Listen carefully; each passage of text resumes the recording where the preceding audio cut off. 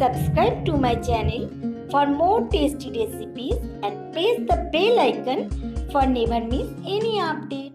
Thank you. Hello viewers, welcome back to Chaitali's kitchen. আজকে আমি বানাবো গুঁড়ো দুধ দিয়ে মালাই চপ।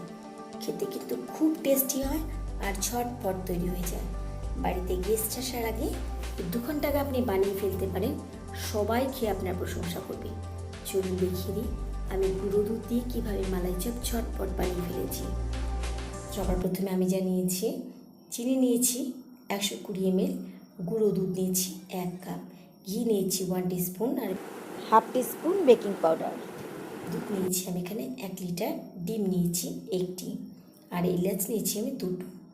প্রথমে আমাকে যা করতে হবে, একটি বোলের মধ্যে আমি গুঁড়ো দুধ নিয়ে নিচ্ছি, ঘি নিয়ে নিচ্ছি আর বেকিং পাউডার নিয়ে নিচ্ছি। নিয়ে একটি ডো বানাতে হবে, সেটা কিন্তু স্টিকি হতে হবে। প্রথমে ভালোভাবে ঝুরঝুরে করে মাখিয়ে নিচ্ছি। খুব আস্তে আস্তে মাখিয়ে নেবেন। এবার আস্তে আস্তে করে ডিম দেবেন।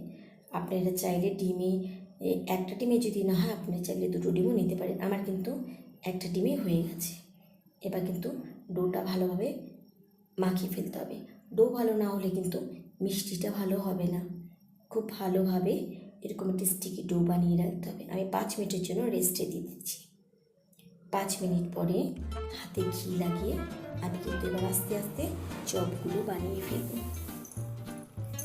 একটা একটা করে নিয়ে বানান, আর আপনারা চাইলে আপনাদের পছন্দ মতো কিন্তু আকারে বানাতে পারেন। আমি গোল বানিয়েছি, আপনারা চাইলে কিন্তু একটু লম্বাটে ধরনের বানাতে পারেন। খুব ভালোভাবে হাত দিয়ে চেপে চেপে চপগুলো বানাতে হবে। আস্তে আস্তে করে এভাবে বানিয়ে ফেলুন। মন মতো আকারে বানিয়ে নিন, খুব সুন্দর হয় খেতে। দেখুন আমার চপগুলো এক এক করে বানিয়ে নিচ্ছি আমি। আমার কিন্তু 1 কাপ দুধে 10টি চপ হয়েছে। এবার আমি একটা প্যানে দুধ বসিয়ে দিয়েছি। দুধে হালকা ফুট ধরলে আমি চিনি দিয়ে দেবো, তবে সম্পূর্ণ চিনি দেব না। আমি হাফ চিনি এখন দিচ্ছি, বাদ বাকি চিনিটা আমি পরে দেব। এবার দিয়ে একটু নেড়ে আমি এলাচ 2টো দিয়ে দিচ্ছি। এলাচ দিয়ে আমি কিছুক্ষণ দুধটা ফুটতে দেব। হালকা ফুট ধরলেই, বেশিক্ষণ ফোটাবেন না, হালকা ফুট ধরলেই কিন্তু চপগুলো ছেড়ে দিচ্ছি। আর খুব আস্তে আস্তে ছাড়বেন, যেন খুব নরম থাকে। চপগুলো ছেড়ে দিয়ে আমি 5 মিনিট ঢাকা দিয়ে দেবো। স্টিম একদম কমে ঢাকা দিয়ে দিন। এই মিষ্টিটা হতে কিন্তু 10 মিনিটের মধ্যে মিষ্টিটা হয়ে যায়। দেখুন 5 মিনিট হয়েছে, আর 5 মিনিট কিন্তু আমি ঢাকা ছাড়া দুধে ফোটাবো। খুব আস্তে আস্তে উল্টে দেবেন, তাহলে এখন কিন্তু মিষ্টি খুব নরম থাকে, ভেঙে যেতে পারে। দেখুন 5 থেকে 7 মিনিটের মধ্যে চপগুলো কি বড় বড় হয়ে গেছে, সাইজে কতটা ফুলে গেছে, আর খুব স্পঞ্জি হয়, খেতে কিন্তু অসাধারণ লাগে। দেখুন কত বড় হয়ে গেছে। এবার আমি মিষ্টিগুলোকে একটি বোলের মধ্যে তুলে নিচ্ছি, কারণ আর বেশি ফোটাবো না। আস্তে আস্তে করে আমি তুলে নিচ্ছি মিষ্টিগুলো একটি বোলের মধ্যে। আপনারা কিন্তু অবশ্যই বাড়িতে বানাবেন, আর বানিয়ে খেতে কেমন হয়েছে আমাকে কিন্তু জানাবেন। খুব আস্তে আস্তে আমি তুলে নিচ্ছি।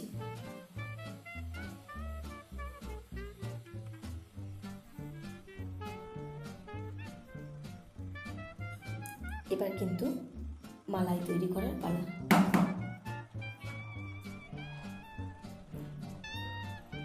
এবার বাদ বাকি দুধে আমি চিনি দিয়ে দিচ্ছি। বাদ বাকি যে চিনি রেখেছিলাম আমি সেই চিনিটা দিয়ে দিচ্ছি। দিয়ে এবার কিন্তু মালাই বানাবো। একটা মিষ্টি আমার হয়ে গেছে, আমি তুলে নিচ্ছি। এবার কিন্তু এই দুধটাকে আমি মালাই বানাবো। আপনারা চাইলে কিন্তু খুব গাঢ় যদি না খেতে চান, তবে কিন্তু একটু পাতলা রাখতে পারেন, তবে এভাবে রাখলে কিন্তু খেতে ভালো লাগবে না, একটু ঘন আপনাকে করতে হবে। তো খুব ভালোভাবে আমি দুধটা ফোটাচ্ছি। দেখুন মালাই কিন্তু আমার তৈরি হয়ে গেছে। কতটা ঘন হয়েছে, আপনারা ইচ্ছে করলে এতটা ঘন নাও করতে পারেন।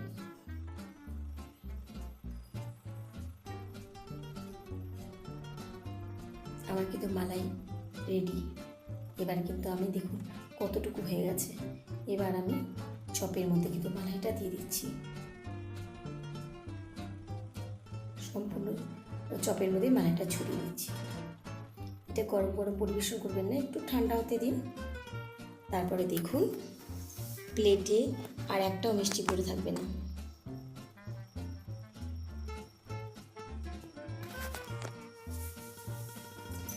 এমন মতন আপনারা ড্রাই ফ্রুটস দিয়ে সাজিয়ে নিন।